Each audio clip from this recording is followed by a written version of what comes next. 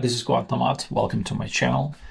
So there's a new tool on TradingView that macro traders are going to love. Yield curves are not live, and with all this noise around rising US debt, there is no better time to start watching it.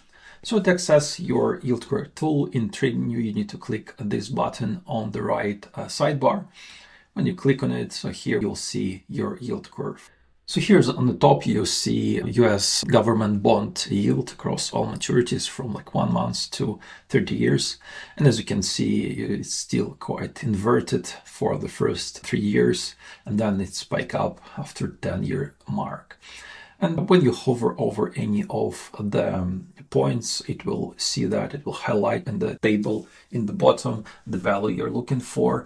And also you can include at the same chart multiple countries. So here, for example, European Union yield curve, it looks a bit more healthier. And here's Japan one.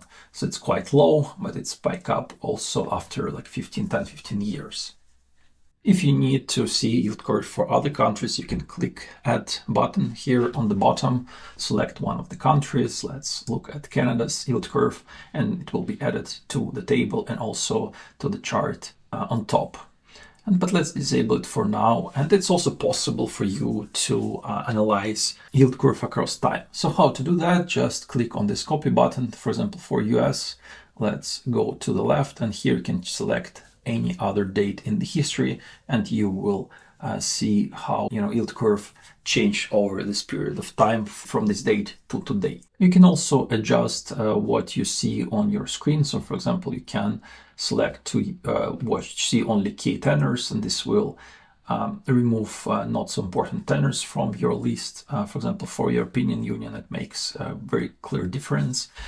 And also, if you click on the settings here, for example, you can choose to use tenor scale to display these points on the time. And if you select linear scale, then all tenors will have the same distance between each other. It's also possible to download and share results of your analysis in many ways. So click on this button on the top.